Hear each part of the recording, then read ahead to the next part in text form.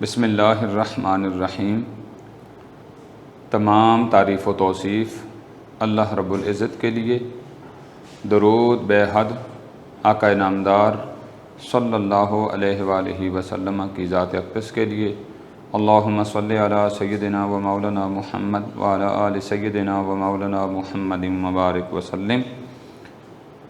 آج ہمارا بیٹا on line session میں 13واں لیکچر ہے، اور آج کا 13واں لیکچر جو ہمارا ہے یہ ختم نبوت کے بارے میں ہے۔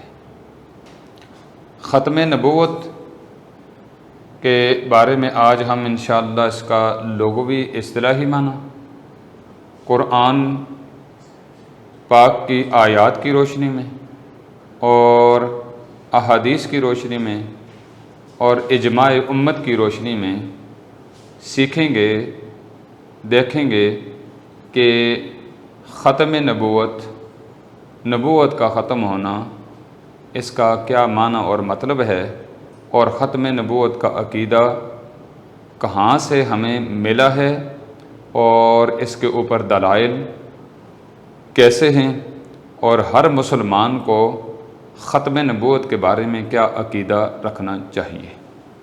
تو سب سے پہلے اس کا لغوی معنی، ختم کا لفظ، اس کا لغوی معنی ہوتا ہے مہر لگانا، دوسرا معنی ہے بند کرنا، تیسرا معنی ہے آخر تک پہنچانا، چوتھا معنی ہے کسی کام کو پورا کر کے فارغ ہو جانا، کسی کام کو پورا کر کے فارغ ہو جانا۔ تو یہ ختم نبوت کا لغوی معنی ہے۔ یعنی اگر ختم کا لفظ اس کا لفظی معنی کیا جائے تو یہ معنی بنتا ہے۔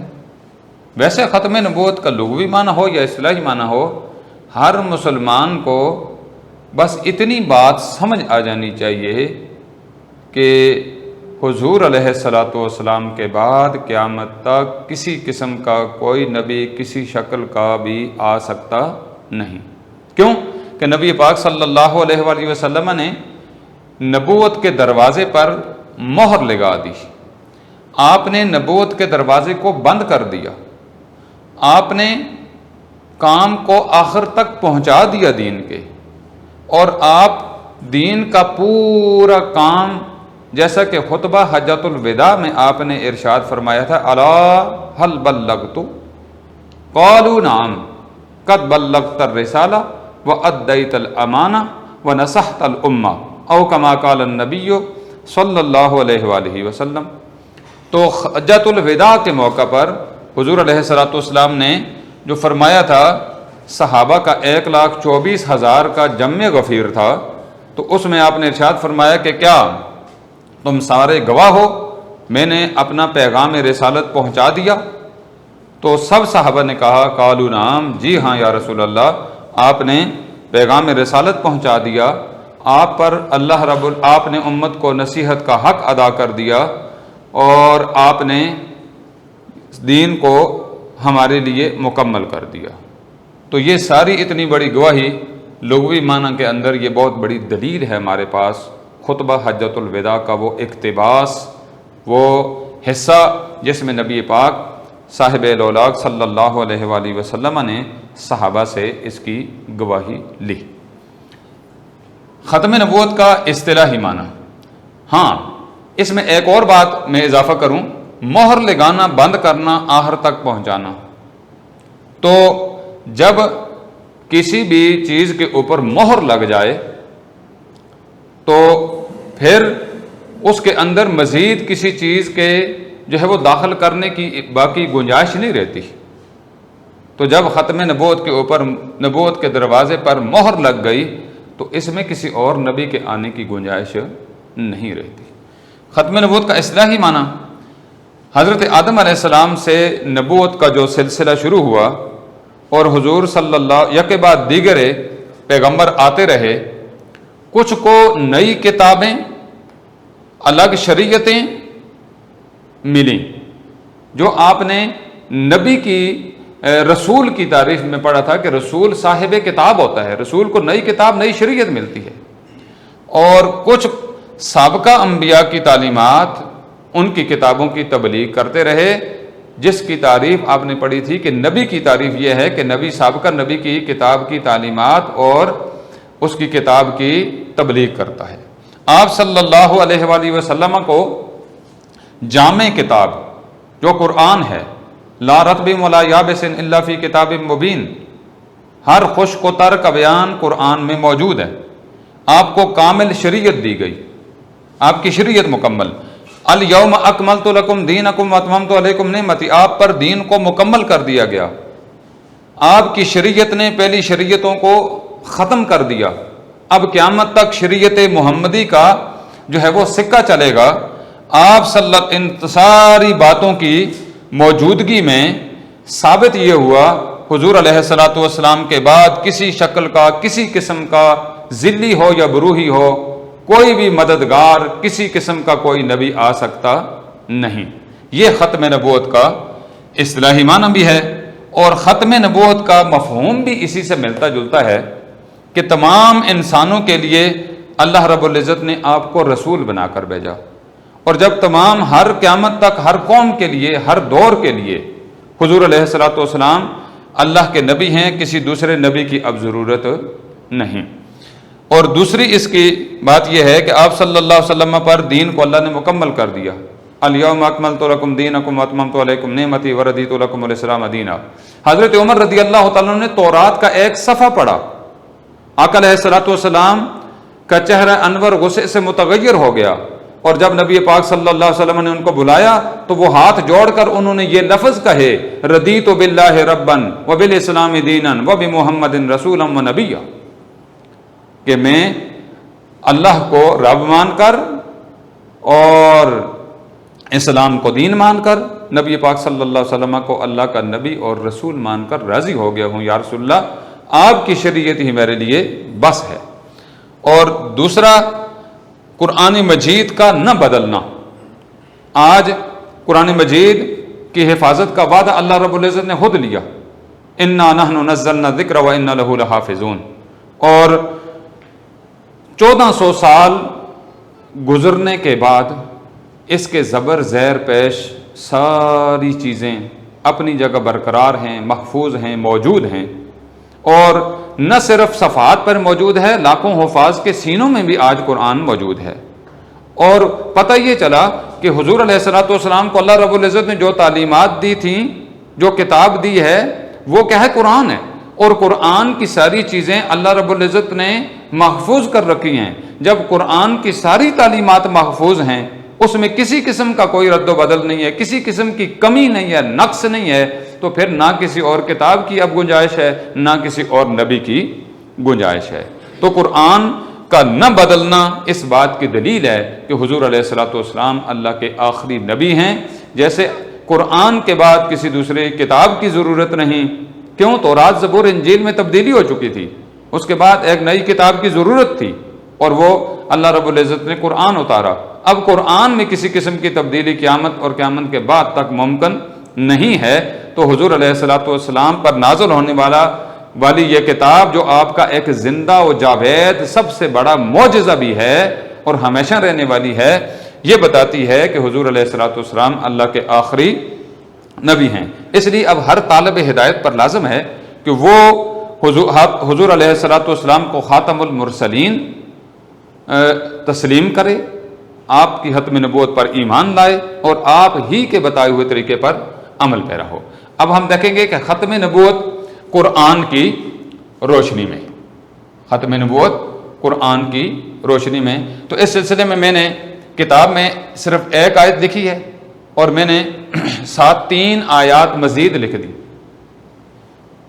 پہلی آیت سورہ احزاب کی ہے، ما کان محمد ابا احد من رجالکم ولکن رسول اللہ وخاتم النبیین، اور حضرت محمد مصطفیٰ صلی اللہ علیہ وآلہ وسلم تمہارے مردوں میں سے کسی کے باپ نہیں، ولکن رسول اللہ، لیکن وہ اللہ کے رسول ہیں، وخاتم النبیین، اور وہ آخری نبی ہیں۔ تو قرآن کی یہ آیت بتاتی ہے کہ حضور علیہ الصلوۃ والسلام اللہ کے آخری نبی ہیں۔ اب یہ قرآن کی آیت اللہ کا کلام ہے، اور اللہ کا کلام کبھی بدل نہیں سکتا، کیونکہ اللہ نے خود فرمایا لا تبدیل لکلمات اللہ. اور دوسری آیت ہے قل یا ایھا الناس انی رسول اللہ الیکم جمیعا، اے میرے محبوب فرما دو اے لوگو میں تم تمام کی طرف اللہ کا رسول ہوں. تو جب سارے لوگوں کی طرف اللہ کے رسول ہیں حضور علیہ الصلوۃ والسلام، تو جمیعا کے لفظ میں قیامت تک ساری مخلوق شامل ہے، ان تمام کی طرف آپ اللہ کے رسول ہیں. تیسرا، آج میں نے تمہارے لیے دین کو مکمل کر دی اور نعمت پوری کر دی، یہ بھی قرآن کی آیت دلیل بن سکتی ہے. چوتھی، وہی قرآن پاک کا مفہوم میں جو پڑھا ہے انا نحن نزلنا الذکر وانا لہ لحافظون. اب ختم نبوت کے بارے میں احادیث یا احادیث کی روشنی میں ختم نبوت، اس کو یہ ہیڈنگ بھی دے سکتے ہیں. تو پہلی حدیث پاک جو آپ کی کتاب میں پہلی 2 حدیثیں لکھی ہیں، اس کے ساتھ 3 حدیثیں ایکسٹرا میں نے لکھ دی اور کچھ میں زبانی بھی انشاءاللہ تلاوت کر دوں گا. پہلی حدیث ہے، نبی کریم صلی اللہ علیہ وآلہ وسلم نے ارشاد فرمایا کہ بنی اسرائیل کی رہنمائی انبیاء کیا کرتے تھے، اور جب ایک نبی وفات پا جاتا تو دوسرا اس کا جانشین ہو جاتا، مگر میرے بعد کوئی نبی نہیں ہوگا. اسی طرح ایک دوسری حدیث میں ارشاد فرمایا کہ میری اور مجھ سے پہلے گزرے ہوئے انبیاء کی مثال ایسی ہے جیسے ایک شخص نے عمارت بنائی اور خوب حسین اور جمیل بنائی، بڑی خوبصورت، بڑی تزئین و آرائش کے ساتھ، مگر ایک کنارے میں ایک اینٹ کی جگہ چھوڑ دی. تو فرمایا کہ وہ اینٹ، آگے میں نے ڈاٹ نکالے، وہ اینٹ میں ہوں. یعنی نبی پاسم کی حدیث عربی میں یہ ہے انا موضع اللبنۃ، میں اس اینٹ کو رکھنے والا ہوں اس عمارت کی جگہ میں جہاں وہ اینٹ کی جگہ خالی تھی. تو حضور علیہ السلام کی یہ حدیث بھی بتاتی ہے کہ میرے بعد کوئی، جب عمارت نبوت کی مکمل ہو گئی، اب اس میں کسی قسم کی اور اینٹ کی گنجائش نہیں ہے، اور کسی قسم کے پلستر کی گنجائش نہیں ہے، اور کسی قسم کے وہاں اس پہ لیب کی گنجائش نہیں ہے کہ کسی کو آپ صلی اللہ علیہ وآلہ وسلم کے بعد نبی مانا جائے، جیسا کہ لوگوں کا گمان ہے، لوگوں کا ایک ذہن ہے، عقل ان کو تنگ کرتی ہے. وہ کہتے ہیں پلستر کی ضرورت تھی اس لیے عمارت کو تو پلستر کے طور پر جو ہے وہ نبی بنا دیا گیا، اس لیے پلستر کی ضرورت نہیں ہے. انبیاء کا جو سلسلہ ہے وہ کسی کی محنت سے نہیں ہوتا، نفلی عبادت سے نہیں ہوتا، بلکہ یہ اللہ کی عطا ہوتی ہے، یہ وہبیت ہوتی ہے. اور حضور علیہ الصلوۃ والسلام کی ختم نبوت کی مثال جب یہ دے دی گی کہ میری اور مجھ سے پہلے گزرے ہوئے انبیاء کی مثال ایسی ہے جیسے ایک عمارت کی، تو یہاں پہ عقل بھی یہ تقاضا کرتی ہے کہ کسی عمارت پر اگر یہ لیبل لگا ہو کہ اندر آنے کی اجازت نہیں، اندر آنے کی اجازت نہیں، تو جو بندہ بغیر اجازت کے اندر جائے گا تو وہ مجرم ٹھہرائے گا. جب مجرم ٹھہرے گا تو اس کو کڑی ترین سزا دی جائے گی. کیوں کہ اس نے جو لکھا ہوا قانون تھا کہ اندر آنے کی اجازت نہیں، اس نے اس قانون کو توڑ دیا. جو قانون کو توڑے گا اس کو پھر معاف نہیں کیا جاتا، اور پھر جو انسان کے بنے ہوئے قانون کو توڑے تو اس کو تو سزا ملتی ہے. جو وَلَٰكِن رسول اللہ و خاتم النبیین اس قانون کو توڑے تو کیا وہ سزا سے بچ جائے گا. اسی لیے قیامت تک ایسے ہر بندے پر لعنت برستی رہے گی جو نبی کریم صلی اللہ علیہ وآلہ وسلم کی ختم نبوت میں ڈاکہ زنی کی یا نقب زنی کی کوشش کرے گا. تو مسلمانوں کا یہ عقیدہ ہے کہ حضور علیہ الصلوۃ والسلام کے بعد کوئی نبی نہیں ہو سکتا. تیسری حدیث پاک قال رسول اللہ، یہ من عربی میں لکھ دی، قال رسول اللہ صلی اللہ علیہ وآلہ وسلم انا خاتم النبیین لا نبی بعدی، میں آخری نبی ہوں، میرے بعد کوئی نبی نہیں. چوتھی حدیث قال النبی صلی اللہ علیہ وآلہ وسلم انا العاقب، میں عاقب ہوں، والعاقب الذی لیس بعدہ نبی، میرے آقا نے فرمایا عاقب وہ ہوتا ہے جس کے بعد کوئی نبی نہ ہو. پانچویں حدیث پاک یہ ہے میری امت میں حضور علیہ السلام نے فرمایا 30 کذاب ہوں گے. 30 کذاب کذب کی جمع ہے، مبالغے کا صیغہ ہے، بہت زیادہ جھوٹ مارنے والے، فرمایا میری امت میں 1-2 نہیں 30 کذاب ہوں گے جن میں سے ہر ایک نبی ہونے کا دعویٰ کرے گا، حالانکہ میں خاتم النبیین ہوں، میرے بعد کوئی نبی نہیں۔ اس کے ساتھ ایک حدیث پاک زبانی سن لیں، 2-3 حدیث۔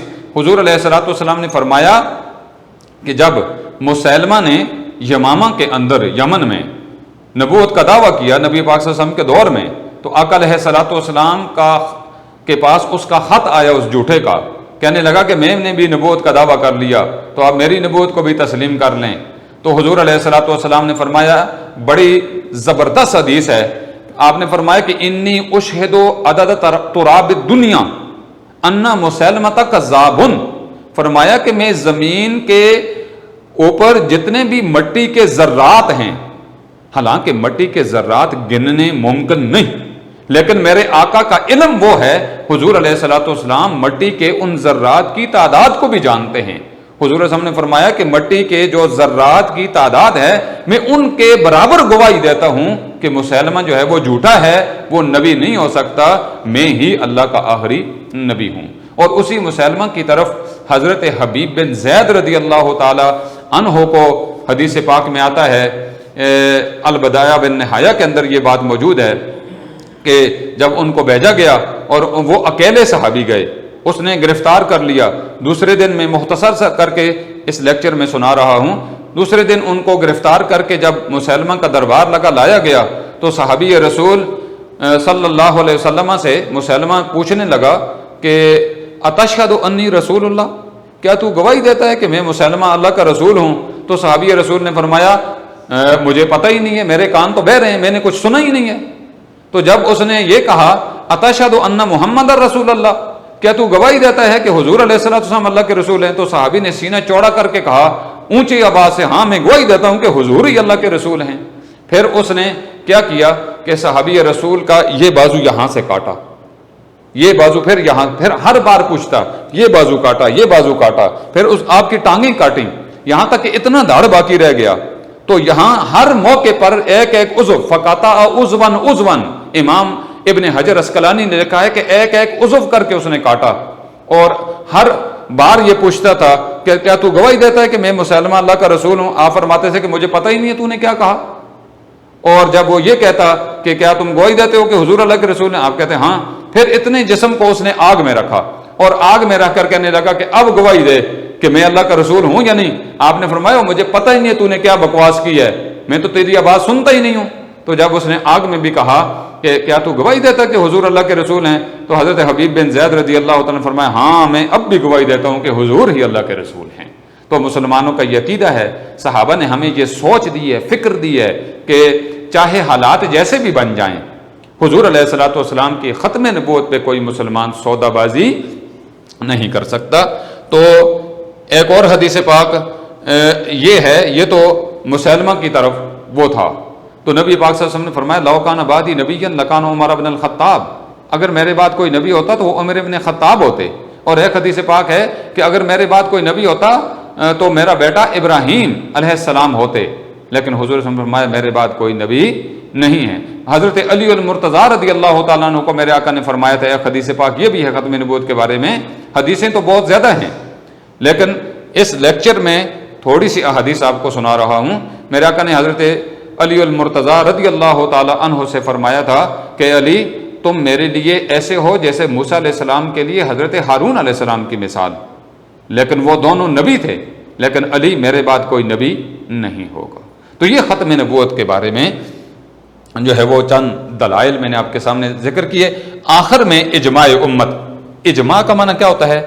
جمع ہونا، امت ساری امت، تمام صحابہ کا اس بات پہ اجماع ہے، یعنی سارے صحابہ اس بات پہ جمع ہیں، سب کا عقیدہ ہے، سب کی سوچ ہے، سب کی فکر یہ ہے حضور صلی اللہ علیہ وآلہ وسلم کے بعد کوئی نبی آ سکتا نہیں۔ یہی وجہ تھی کہ خلیفہ اول سیدنا صدیق اکبر رضی اللہ تعالی عنہ کے دور میں کچھ لوگوں نے نبوت کا دعویٰ کیا، مثلا سجاح نامی عورت نے، اسود انسی نے، اور یہی مسیلمہ کذاب نے، تو آپ نے ان کے خلاف جہاد کیا۔ اور جنگ یمامہ بڑی مشہور جنگ ہے جس میں تقریباً ایک روایت میں آتا ہے کہ 70 کے قریب قاری شہید ہوئے، ایک روایت میں آتا ہے، علامہ ابن حجر اسقلانی نے لکھا کہ 700 حافظ شہید ہوئے تھے، اور 1200 صحابہ جو ہے وہ کل شہید ہوئے۔ کس کی خاطر؟ بدری صحابہ بھی گئے، سارے صحابہ نکلے، اور حضرت سالم جیسے قاری بھی نکلے، تو ختم نبوت کی خاطر صرف وہ جنگ لڑی گئی تھی مسیلمہ کذاب کے خلاف۔ تو صحابہ نے نبوت کا، جنہوں نے بھی بعد میں دعوے کیے، جھوٹے دعوے کیے، ان کے خلاف صحابہ نے کیا کیا؟ جہاد کیا۔ ایک بات آخر میں آپ کو واضح کر دوں، ایک بہت بڑی غلطی ہماری لوگوں میں، مسلمانوں میں یہ کی جاتی ہے لفظ بولتے ہوئے کہ فلاں جھوٹا نبی جھوٹا نہیں ہوتا، نبی کی صفت جھوٹ نہیں ہے۔ یہ لفظ، یہ کہنا غلط ہے۔